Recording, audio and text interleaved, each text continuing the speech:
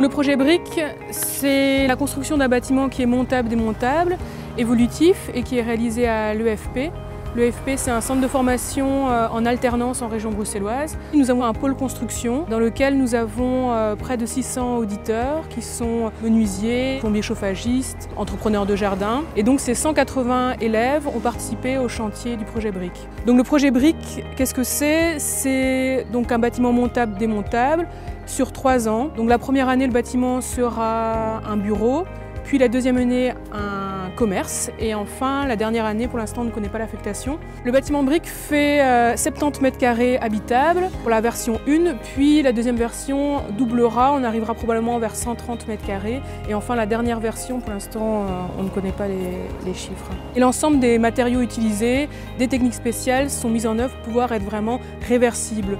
Donc l'ensemble des matériaux choisis sont à la fois montables, démontables, sont vissés ou alors avec des emboîtements secs, et donc on n'utilise aucune colle ni aucun scotch particulier pour faire la construction.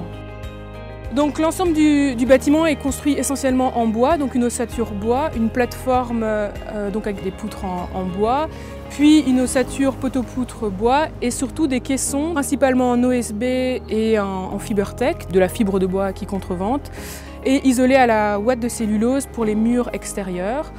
Tout ce qui concerne l'isolation de la dalle de sol, là c'est de la fibre de bois et du liège, donc l'ensemble des matériaux utilisés sont des matériaux biosourcés. La première installation de chantier sont les fondations du bâtiment. Donc pour cela, on a tout d'abord fait une étude de sol et donc nous avons découvert que nous étions dans un milieu très meuble et donc nous avons trouvé des vis de fondation qui sont montables-démontables. Ce sont des vis qui font 1,20 m de long avec une pale à l'extrémité et donc c'est installé de manière très simple avec une petite machine qui fore dans la terre. L'ensemble des matériaux installés dans le bâtiment seront réutilisés 3 fois. Donc il faut imaginer le premier bâtiment vraiment comme une banque de données, c'est quelque chose de vraiment très important. L'ensemble des matériaux utilisés sont en lien avec un passeport matériaux et donc ce passeport matériaux permet de nous faire la traçabilité des matériaux réutilisés une deuxième fois puis une troisième fois. Donc les matériaux de réemploi seront principalement le bois, donc l'ensemble des gîtes de bois, donc les poutres, tous les OSB, les fibres de bois, l'ensemble donc de la toiture. Nous n'avons pas utilisé des tuiles de réemploi, mais plutôt de la tôle, puisqu'elle était beaucoup plus légère et donc ça nous permettait d'assurer vraiment la stabilité du bâtiment en utilisant de la tôle. Tous les matériaux isolants seront réutilisés. Donc la majeure partie du bâtiment est isolée à la ouate de cellulose qui est neuve et donc cette ouate de cellulose a été pulsée une première fois, elle sera aspirée puis réutilisée 2 fois. En termes de finition intérieure et de revêtement de sol, là nous utilisons un parquet qui est rainuré languette, donc qui n'est pas collé, donc un panneau acoustique et ensuite un parquet qui seront réemployés. Nous avons une surface qui est couverte avec du cèdre de réemploi. C'est un matériau qui était déjà utilisé pour un précédent bâtiment, donc on a démonté ce cèdre de réemploi. On a essayé de s'assurer vraiment que les châssis soient toujours performants, malgré que ce soit du réemploi, donc on a veillé à surtout changer les vitrages pour maintenir la performance du bâtiment. Tout ce qui concerne les techniques spéciales, donc les panneaux solaires photovoltaïques, nous avons installé 12 panneaux qui sont issus d'un surplus de chantier.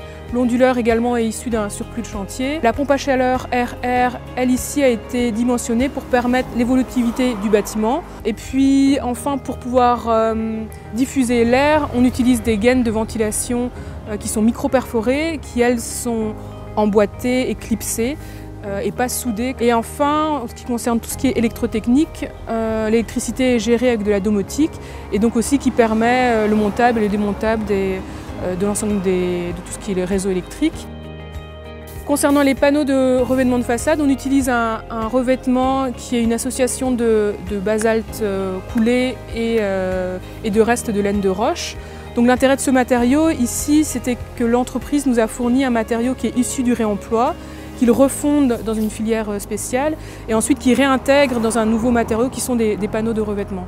Et donc ça c'est vraiment très intéressant puisqu'on utilise une matière qui est considérée comme un déchet pour en faire un nouveau produit et donc on gagne en valeur ajoutée. On a aussi une toute petite partie des matériaux qui ne seront pas réutilisés. Pour l'instant on n'a pas de solution pour tout ce qui concerne l'étanchéité à l'air, tous les tapes d'étanchéité à l'air, tout ce qui concerne l'EPDM, l'étanchéité à l'air pour la toiture.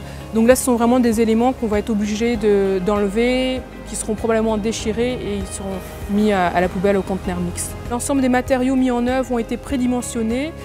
Donc cela nous a permis en termes de gestion de chantier de limiter les flux sur la zone de chantier. Nous avons très peu de déchets, donc on a un conteneur évidemment où on trie nos déchets, mais il est vraiment très faible. En parallèle, il faut quand même gérer toute une série de matériaux. Les matériaux de réemploi, j'ai envie de dire qu'on les glane au fur et à mesure du projet et donc il faut trouver des lieux pour les stocker.